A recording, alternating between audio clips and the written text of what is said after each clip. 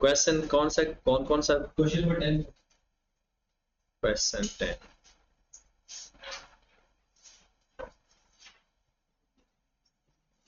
हाँ जी, क्वेश्चन 10 में है Nasir limited pay internet usage bill for the month of January to June in subsequent month in equal amounts on monthly basis.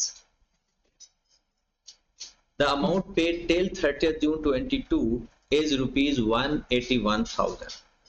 How much amount shall be charged to statement of comprehensive income and statement of financial position? कहता है वो statement of comprehensive income में कितनी जाएगी और financial position में कितनी जाएगी। पहले तो आप ये देखें कि लिखा हुआ है ना सिर्फ pay internet bill for the month of January to June. Pay का कब से कब कर दिया? जनवरी टू जून, मंथली पे। इन सब्सिक्वेंट मंथ मतलब क्या है इनका? सब्सिक्वेंट मंथ का मतलब क्या होता है? अगला महीना या पिछला महीना? अगला महीना। जनवरी का वो फरवरी में पे करता है, फरवरी का मार्च में पे करता है, मार्च का अप्रैल में पे करता है, इस तरह से पे करता है। इसका मतलब है जो अक्रूड होगा वो एक महीने का होगा, क्योंकि जून का बिल उसने देना जुलाई में। हमारा ईयर एंड क्या है? जून। ईयर एंड क्या है? जून है ना। अब जनवरी का फरवरी में, फरवरी का मार्च में, मार्च का अप्रैल में, इस तरह से एक एक महीने का डिफरेंस है। 30 जून का जो बिल होगा इंटरनेट का वो जून में नहीं पे करेगा, वो जुलाई में पे करेगा। तो जून खत्म हो गया साल, तो हमने ये देखना है कि जून के एंड पे कोई ऐसा बिल तो नहीं है जो एडवांस या अक्रूड हो।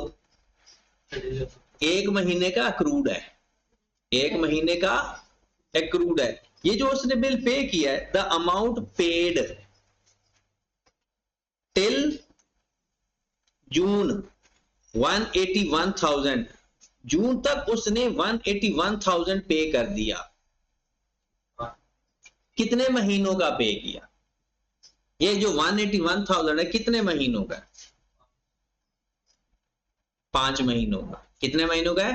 क्योंकि जनवरी का बिल उसने कहा जून तक उसने पे किया, जून काउंट नहीं करेंगे। हाँ जून काउंट नहीं, क्योंकि जून का तो पे ही नहीं हुआ। 30 जून को पे। तो 181,000 को 5 पे डिवाइड करो, कितना आता है? 36,200। इसका मतलब है ये पर मंथ बिल है, ये आपका पर मंथ बिल है, और एक महीने का बिल अनपेड है। तो ये तो हमारा एक्रूड हो गया बिल 36,200। और हमारा बिल बनता कितना है? 5 महीनों का या 6 महीनों का? 6 महीनों का। तो इसको 6 से मल्टीप्लाई कर दें, क्योंकि बिल बनता होता है एक्रूड बेसिस के ऊपर।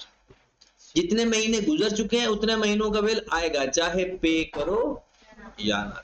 या इस एक महीने को एक्सपेंस में ऐड भी कर दो, करंट लायबिलिटी भी ले।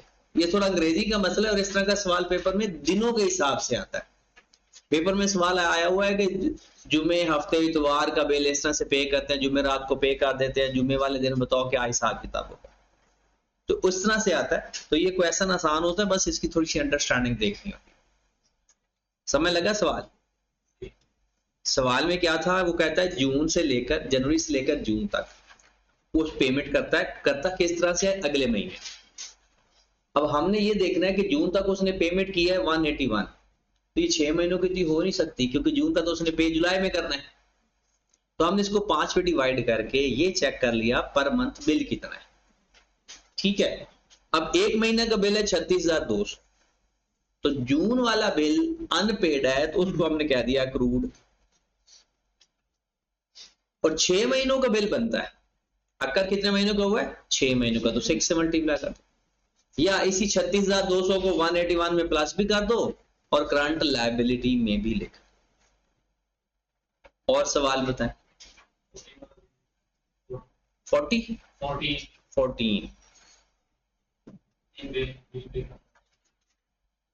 Jamshed paid maintenance expense on quarterly basis in arrear. It had paid first bill on 28 Feb rupees 75,000, second bill 31 May, third bill 31st August, और Jamshed closed its books 30th June. What is the following statement is true? पहली बात तो ये है कि अगर वो arrear में पे कर रहा है तो प्रीपेड नहीं हो सकता, अगर अरियर में पे कर रहा है तो प्रीपेड नहीं हो सकता, अक्रूड ही होगा। इसका मतलब है आंसर हो ही ये सकता है। ये कॉमन सेंस कहती है कि एडवांस में पे करो तो प्रीपेड आएगा, अगर अरियर में पे करोगे तो अक्रूड आएगा। चलिए फिर भी देखते हैं, टाइमलाइन बना लेते हैं। हमारा ईयर एंड क्या है? क्लोजेस्ट बुक्स 30th जून, 30th जून 2022। ईयर का स्टार्ट बनेगा 1/7/21। जून से पहले ईयर एंड क्या है? जो लास्ट पेमेंट का डेट कौन सी आएगी? लास्ट पेमेंट की 31 अगस्त बाद में आ रहा है, 31 मई। ठीक है, अब 31 मई को उसने पे कर दिया कितना? 31 मई को 65, और वो अगला पे गया या पिछला? पिछला। अगली पेमेंट उसने कब करनी है? अगस्त में। अगस्त को कितने पे करेगा? 60। इसका मतलब है 31 मई से लेकर 30th जून तक एक महीना ऐसा है जो अनपेड है, और वो किसके हिसाब से अनपेड होगा? 65 के हिसाब से या 66 के हिसाब से? 65 वाला तो पहले महीनों के पेमेंट हुई है, वो तो पहले महीनों के है। एडवांस अगले महीनों के होते हैं और अक्रूड पिछले महीनों के होते हैं। जो 31 मई को हमने पे किया है ना, वो 31 मई से पहले पहले अब मार्च, अप्रैल और मई का बिल है।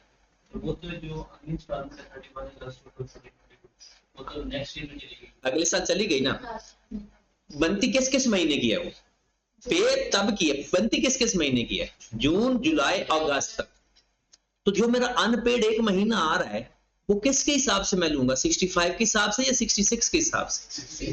क्योंकि जो उसके जिस अमाउंट के अंदर वो है वो महीना कवर होता है वही होगा। तो 66 को 3 पे डिवाइड कर देंगे तो अनपेड आ जाएगा। लास्ट पेमेंट ये भी देखनी है, लेकिन हमने अक्रूड या प्रीपेड देखना है कि वो अमाउंट है किसके अंदर। तो आपका जून का महीना किसके अंदर कवर हो रहा है? 65,000 के अंदर या 66,000 के अंदर? 66,000 के अंदर कवर हो। ये तो कॉमन सेंस वाली बातें हैं। तो 66,000 3 महीनों का क्वार्टर की पेमेंट है, इसमें से एक महीने का निकाल। तो 66,000 को करो जरा 3 पे डिवाइड, 22,000। फिर उसके बाद उसने ये भी कहा है कि इसका एक्सपेंस भी फाइंड कर लेते हैं। 28 फरवरी से वो कहता है it had paid first bill on 28 Feb 75,000। 28 Feb 22 अब पहला बिल था, तो ये किस किस महीने का पे किया होगा?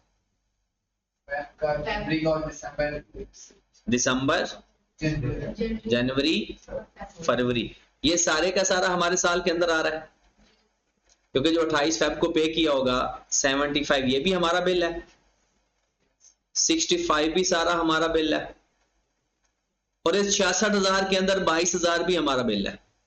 ऐसा है?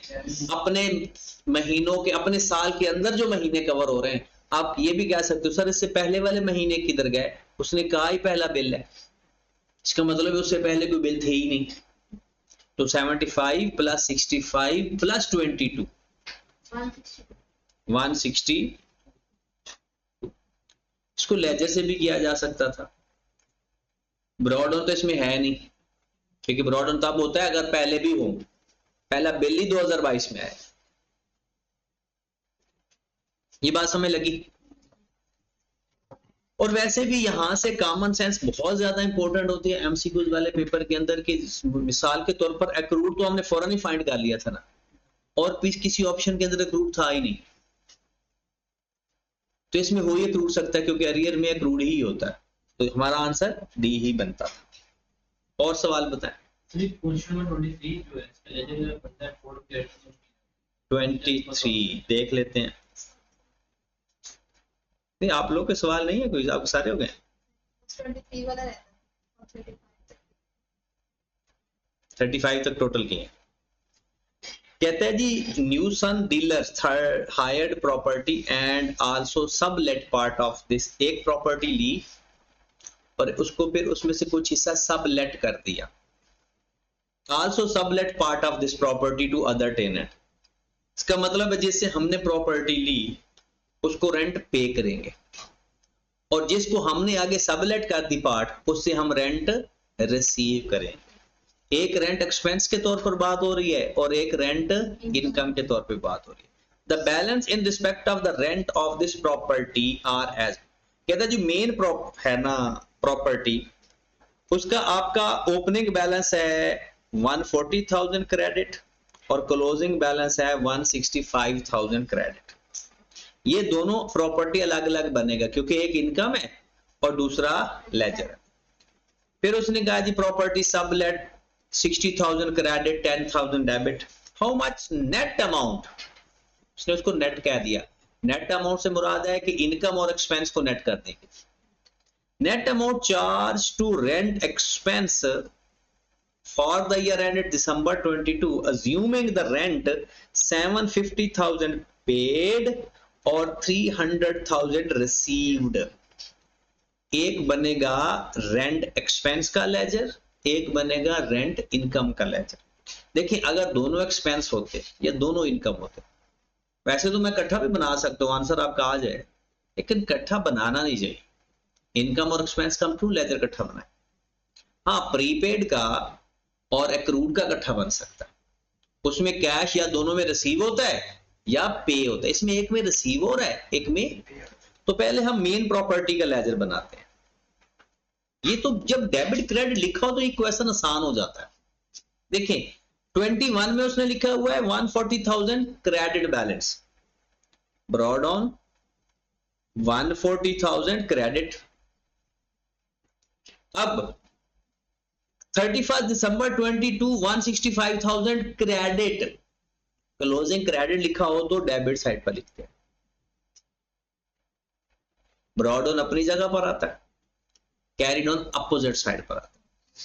ये मेन प्रॉपर्टी है और मेन प्रॉपर्टी का वो कहता है आपने रेंट पे कितना किया, रेंट पे किया। जब रेंट पे करते हैं तो कैश क्रेडिट हो रहा होता है। अब आपको के साथ ये तो डेबिट है, डेबिट साइड पर आ रहा है, हो क्या रहा है ये, क्योंकि ऊपर रेंट एक्सपेंस डेबिट हो रहा है, कैश क्रेडिट हो रहा है। और एक्सपेंस के केस में आपको याद होना चाहिए कैश किधर आता है, कॉन्सेप्ट भी बन जाएगा, याद भी होना चाहिए ताकि सवाल ना गलत हो हमारा। क्लोज करो तो रेंट एक्सपेंस आ जाएगा, SOPL आ जाएगा, 750 प्लस 165 टोटल आ जाएगा माइनस 140,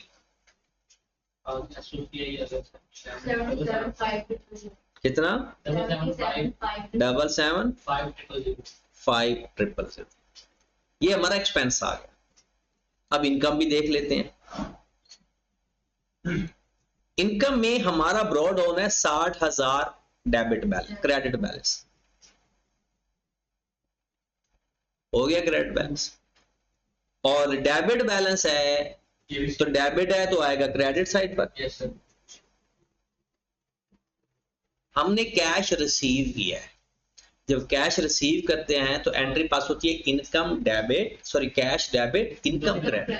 तो क्रेडिट साइड पर कैश के नाम से लिख देंगे 300, हमारे पास आ जाएगा SOCI या SOPL। कितना आ गया 3 लाख। तो मेरे भाई आपका एक्सपेंस बनता है 775,000, इनकम आपको बनती है 3,70,000। वो कहता है नेट बताओ 400, ये हमारा ठीक है। नेचर देखा करो क्वेश्चन की, क्वेश्चन बड़े आसान होते हैं, ये तो कॉमन सेंस वाली बातें होती हैं। ये तो ऐसे ना जिसने अपना घर रेंट पे दिया उसको ही चीजें पता होती हैं। और बताएं 26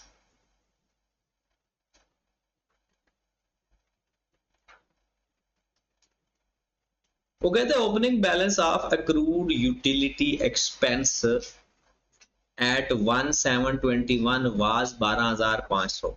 opening balance of accrued utility following payments were made during the year ended 30th जून। हमारा ईयर एंड क्या है? जून 2000। कहता है 1 सितंबर को 36,800 पे किया, जो कि किस किस टाइम का है? जून 2021 से अगस्त 2021 तक। जून 2021 से अगस्त 2021 तक। फिर वो कहता है 1 जनवरी को पे किया, वो कौन सा पीरियड कवर कर रहा है? 1 मई को कौन सा पे किया? 1 जुलाई को कौन सा पे किया? और जिसमें सारे हमारे महीने आ रहे हैं ना, वो ले। जिसमें हमारे महीने आ रहे हैं वो कहता है बताना क्या है? How much shall be charged as an expense और फाइनेंशियल पोजीशन। पहले तो आखिरी पेमेंट को देखते हैं। आखिरी पेमेंट आपने कब की? 1 जुलाई 2022 को। हमारा साल कब खत्म हुआ? जो आपने जुलाई में पेमेंट की है वो कौन सा साल कवर कर रही है? मई 2022। एक वो मई का महीना कवर कर रही है, एक वो जून। 2 महीने कवर कर रही है। क्या ये हमारे साल के एक्सपेंस हैं? तो तसल्ली से सोचें, मई और जून क्या हमारा साल है? Yes. ये हमारा साल है, लिख लो। 1/7/21 से लेकर जून 22 तक। अब देखिए आखिरी पेमेंट को देखो, इसमें 2 महीनों की पेमेंट हो रही है। वो क्या हमारे साल हैं या अगले हैं? पेमेंट कब हो रही है? इसका मतलब है जून के अंदर ये दोनों महीने अक्रूड थे। क्या ये बात समझ लगी? पेमेंट कर रहे हैं 1 जुलाई को, इसका मतलब है जून तक इनकी पेमेंट नहीं हुई थी, लेकिन अक्कर कब हुए थे? अक्कर हो रहे हैं मई में और जून में। इसका मतलब है मई और जून में occur but not paid. Occur but not paid. तो ये दोनों महीने हमारी करंट लायबिलिटी। ये बात समझ लगी? ये स्ट्रेट फॉरवर्ड, ये इस तरह से सोचें तो ये सवाल वैसे ही हो जाता है, कॉमन सेंस से। अब अपने महीनों के बिल 1 जुलाई से लेकर ना, वैसे मैं आपको लेजर भी बनाकर दिखाता हूं। अपने महीनों के बिल इकट्ठे करें। इस पेमेंट के अंदर क्या आपके कौन से महीने हैं? ये कवर कर रहा है जून 21, वो हमारा साल नहीं है। फिर जुलाई, ये हमारा साल है, जुलाई और अगस्त तक। इसका मतलब इस पेमेंट के अंदर हमारे 2 महीने। इस पेमेंट में कितने महीने हैं? 2 महीने अलग करें। 36,800 divided by 3 multiplied by 2। 24,533. 24,533। Yes. फिर आप ऐसा करो कि ये तो सारी हमारे ही आएंगे, क्योंकि सितंबर 21 से दिसंबर 21 सारा हमारा ही है। 55,600। 1 मई के अंदर जनवरी से अप्रैल कवर हो रहा है, ये भी सारा हमारा ही है। 33,600। ये जो जुलाई में पेमेंट हो रही है, किन महीनों की पेमेंट हो रही है? हमारे सालों की है। तो हमारे अक्कर तो हमारे साल, एक्सपेंस तो हमारे साल के अंदर आएगा ना। है भी मई टू जून, ये भी 18,600 भी सारा, ये हमारे एक्सपेंस। हमने ये देखना है कि किस हिसाब से हमारे महीनों के एक्सपेंस बनते हैं। जितने हमारे महीने कवर होंगे उस साल के, वो प्लस कर दें। अब लेजर के जरिए करते हैं। ये टोटल ग्रो कितना आ रहा है? 8 132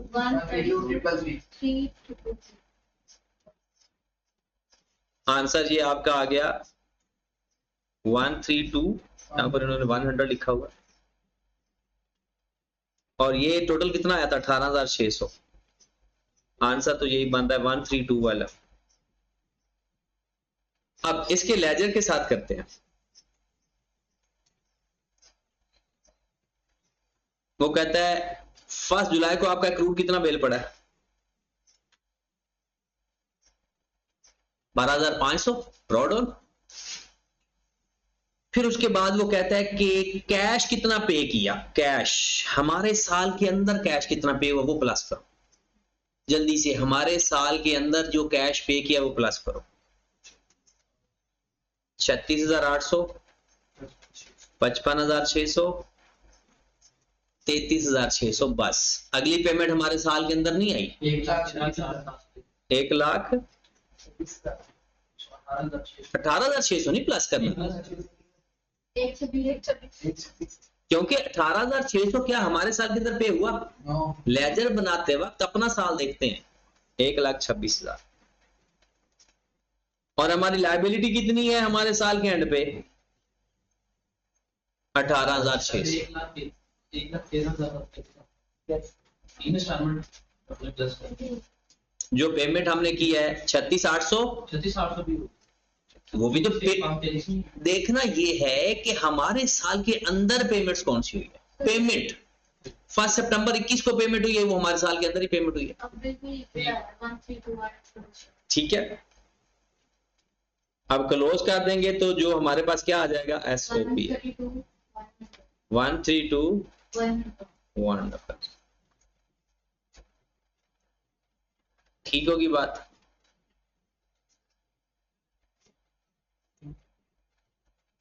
ये जो पहली पेमेंट है इसमें तो एक महीना पिछले साल की शामिल है।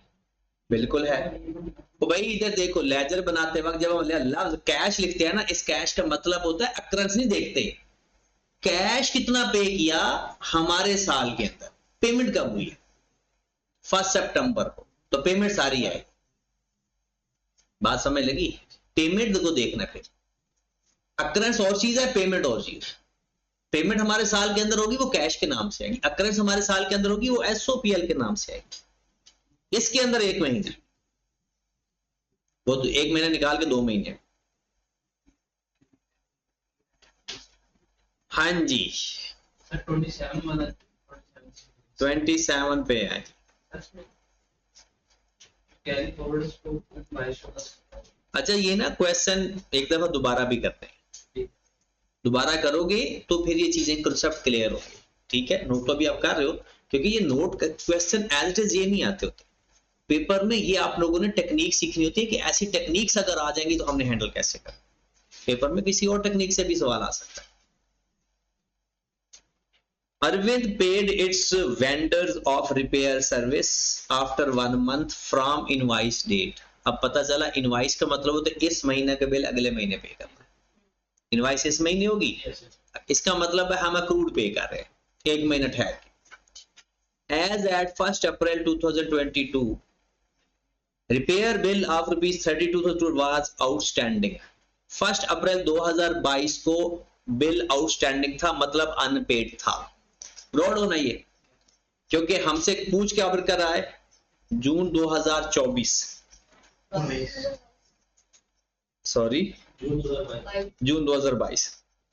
आगे वो कहता है during the quarter ended 30th June 2022 Arvind paid, payment आ रही है 1,44,600 against repair bill including 30,000 from opening balance. क्या था, ओपनिंग बैलेंस में से भी 30,000 पे कर दिया, मतलब 32,200 में से भी 30,000 पे कर दिया। इसका मतलब है 32,200 में भी अभी भी कुछ अनपेड है 2200। आगे वो कहता है on 31st July Arvind received bill of repair, एक और हमें बिल मिल गया 27,300 रिप्रेजेंटिंग पीरियड फ्रॉम 16 जून से लेकर 15 जुलाई। तो किस महीने का है, 16 जून से 15 जुलाई तक, मतलब कुछ हमारे महीने का है और कुछ अगले महीने। How much amount shall be charged as an expense for the quarter ended. 3 महीनों का उसने लेजर पूछा है, ये समझो पूरा साल ही है। 2 तरीके हैं, पहला तरीका लेजर, मैं टाइमलाइन के साथ भी बनवाता हूं। ब्रॉड ऑन कितना है 32,000, कैश कितना है, कैश 1,44,600। ये कमाल का सवाल है। मैं आई कैप को पर्सनली इसलिए पसंद करता हूं कि ये रट्टे को बिल्कुल प्योर डिस्करेज करता है। लेकिन रट्टे वाले पास कर लेते हैं, रट्टा भी लगा लेते हैं, लेकिन ये डिस्करेज करने की कोशिश जरूर करता है कि ये कहता है कॉन्सेप्ट होना चाहिए, ऐसे सोए हुए लोग आई कैप को नहीं चाहिए। देखें, हमने ये देखना है कि मेरा अनपेड बिल कितना है, अकर बट नॉट पेड। इस 27,300 में अक्कड़ बट नॉट पेड 15 दिनों का है, कितना बनता है, 2 पे डिवाइड कर दो, कितना बना 27, 300 को 2 पे डिवाइड किया 13 प्लस 2200, और 2200 भी हमारा अनपेड है शुरू वाले बैलेंस में। हमने तो देखना है ना एंड पर मेरी लायबिलिटी कितनी है। मेरी एंड पे लायबिलिटी एक 2200 रुपए है जो पहले की चल रही है, क्योंकि उनमें से पे कितना हुआ है 30,000 उसमें से पे हुआ है, बाकी अभी तक पे नहीं हुआ। तो ये कितना बन गया 15,850। अब बनाएंगे तुम्हारे पास आ जाएगा SOP 128,250. कितना 128,250. 128। 250. ये तो लेजर का तरीका हो गया। कॉमन सेंस के तरीके से भी देखते हैं। उसने कहा मुझे 3 महीनों का एक्सपेंस बताएं। उसने कहा मुझे 3 महीनों का एक्सपेंस बताएं। डन। 1,446,100 में क्या ये सारा एक्सपेंस हमारे क्वार्टर का है या कोई पिछला भी लायबिलिटी पे की है? कितनी लायबिलिटी पे की है? 30,000। इसका मतलब है 30,000 तो हमने अपना पे नहीं किया, पुराना रहता था वो पे किया है। तो इस 1,446,100 में से 30,000 निकाल दें, कितना बच गया? 114। और इस 300 में भी हमारे 6 महीने का बिल अक्कड़ बट नॉट पेड है। अक्कड़ बट नॉट 6 महीने में की पेमेंट तो शामिल नहीं है ना। ये जो 27,300 है इसमें हमारा 6 महीने आ रहे हैं, सॉरी 15 दिन आ रहे हैं, लेकिन वो पेमेंट तो हुई नहीं, तो वो बनता है 13,600। 12825। हमने ये देखना है अक्कर कितना हुआ। एक पूछा जाता है पेमेंट कितनी हुई, एक होता है अकरेंस कितनी हुई। तो अकरेंस 1,28,250। तो ये हमारा लेजर का तरीका था और ये हमारा जनरल तरीका डायरेक्ट। और बताएं।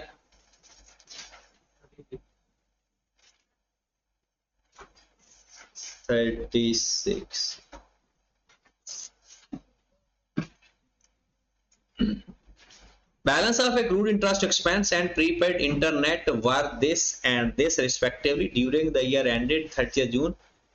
Payment of rupees 165,850 were made for interest expense. The internet expense 211 was charged to SOPL. If the balance accrued interest income was this 30th, then the balance of prepaid. Prepaid का career होता है। हाँ। 1750। हाँ। पीछे से दिया हुआ है 24,000। अब लेजर बना लेते हैं। Balance accrued interest expense and prepaid. Accrued का ब्रॉड और इधर आएगा 19,800 और इसका प्रीपेड का ब्रॉड आएगा 23,300। ड्यूरिंग द ईयर जून 2022 वो कहता है जून 2 अल्लाह के वलियो ये क्लोजिंग है, ये जून 2022 है। ओपनिंग फाइंड करना, 21 का फाइंड करना है, 22 का तो दिया हुआ है। 21 का फाइंड करना है, 22 का दिया हुआ है। और अगर ये ओपनिंग जो होते हैं ना वो अपोजिट साइड पर आते हैं। अगर डेबिट क्रेडिट ना बताया हो तो प्रीपेड का कैरी डाउन आएगा, एक्रूड का कैरी डाउन इस साइड पर आएगा 19,800 और इसका कैरी डाउन आएगा 23,300। पेमेंट हुई है सारी कैश के नाम से, वार इंटरनेट कैश आया 196,850 और SOPL आया 211,200। फिर वो कहते हैं the balance accrued expense brought on 16,600 और कहता है प्रीपेड बताओ, ये बताना है।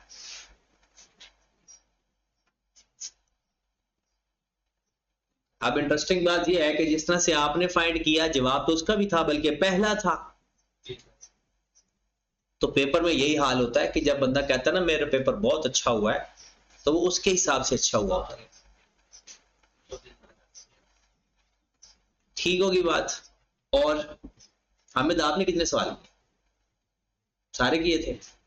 साजिद ये क्या मतलब, कोई किसी पीर ने मना किया है या क्या चक्कर है? वो 6 मिनट आपने अभी तक लेक्चर नहीं लिए?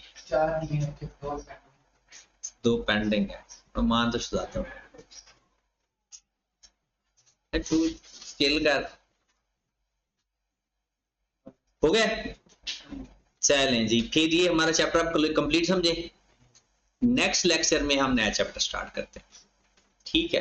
फिर भी अगर कोई चीज समझ नहीं आएगी आपको दोबारा करने से, तो फिर आप डिस्कस कर सकते हो। इनको याद नहीं करना, सवालों को याद रखें, याद नहीं करना, इनको समझना है कि ऐसे सवाल कैसे हल करते हैं।